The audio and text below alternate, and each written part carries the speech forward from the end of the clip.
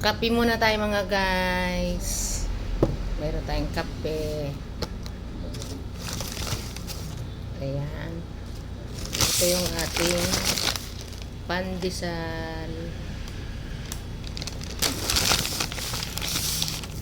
Kape muna tayo mga guys.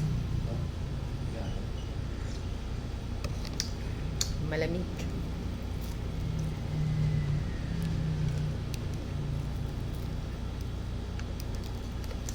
Kinapay muna tayo.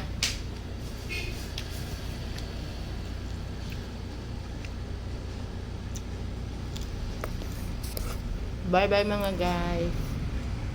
Malakas ang mga bagyo. Malaki ang pagbubuhay sa mga bundok ng Sierra Madre dito sa isla. Tinawag nga po yan na Sierra Madre bilang ina ng mga bundok. Napakalaking bundok yan. Depensa po yan sa kalikasan na sumasangga sa pangalib sa mamamayan. Mahabang panahon ako pagtatanggal ng Sierra Madre sa mamamayan. Kung ipakikita binawasan. Sa bawat batong nahuhukay, may kabuhayan ang mga istrukturang nabubuo. Pero,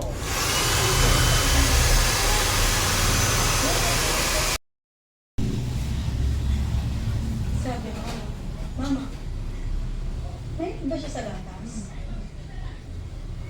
Mangingi siya ng gatas. Dede daw. Dede daw. pagkatapos ng interview, si Mariel 2 beses nagsuka. Ang pinaglang yung ganito po ngayon, dito hindi. Dito lang talaga. Ang ikinatatakot ngayon ng pag-aga. Ang matandang lalaking nakikita ni umano ni Mariel, meron daw babala.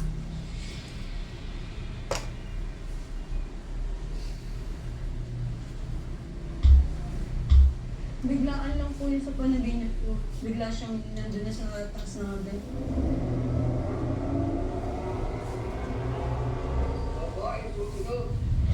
Parang nakakatakot po. Sino na naman po kayo susunod? Natakot din ako. Bata pa po yung mga anak. Ayaw ko pa po silang iwan. Kaya ako po naisipan na lumapit sa KNJS. Gusto po sana namin na malalang ng paranormal expert. Para mabigyang linaw ang misteryo sa pagkamatay ng mahal sa buhay ng pamilya Bose, binisita sila ng paranormal researcher na si Ed Galwan.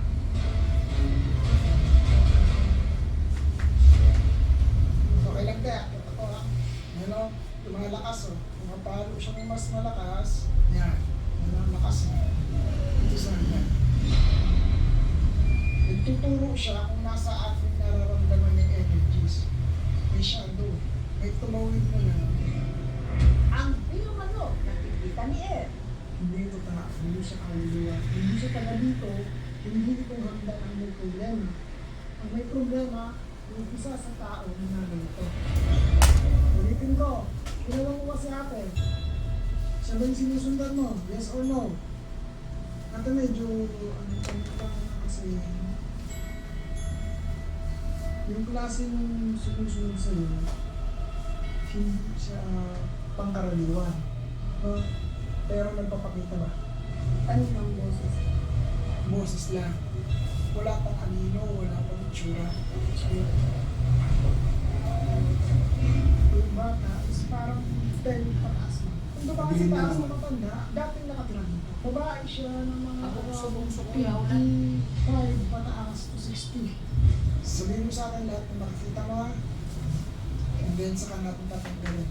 Ang daming malungkot na nangyari sa'yo. Ang lalim. Ang daming dinadalang emosyon.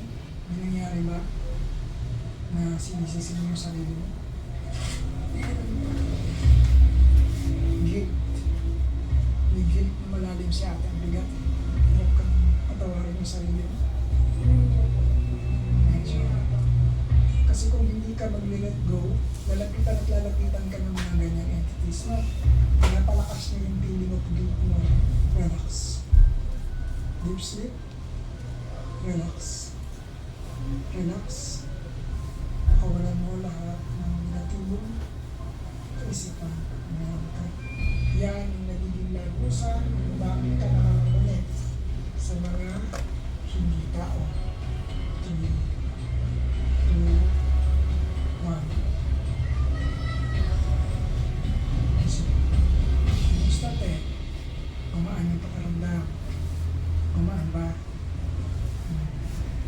kami sa kanila ngayon. Hindi porket may nakita ka, may namatay, may susunod, may susunod. Kasi the more na iniisip mo yun, the more na yun talaga yung nangyayari. Alam ko din yung guilt ko nung namatay yung father ko. Hindi ko na siya naabutan kasi umalis siya. Tapos nabalitaan na lang namin, tangali, patay na siya. Hindi haunted yung handa, hindi haunted yung bahay. Hindi mo lumalabas, dahil rejection mo ng mind mo. Egregor yung tawag doon sa mga presence ko. Alam, the more na negative ka, the more, mas marami ka ma-attract. Ikaw yung nagiging tulad. Nagkaroon po ako ng reading. Excited akong mag-swimming kasi white sand siya. So, medyo kakaiba siya kumpara dun sa mga ibang dagat na nilalay ngayon namin. Susundan ng pagbibisikleta. My favorite part na triathlon is usually the bike part. At panghuli ang running o pagtakbo. Hindi ko in-expect na pati pa naman yung takbuhan ay bundok na naman. Kasi hilly siya. Tulad ng ahon, gano'n. Pati sa takbuhan, talaga ang hirap din.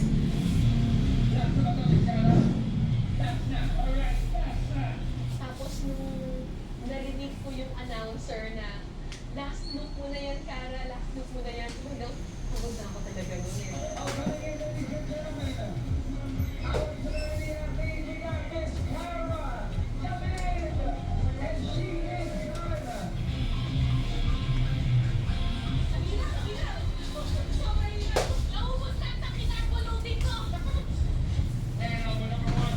Silang tatlo mag-asawa at anak ay magkasabay sa ganyan sistema. Depression.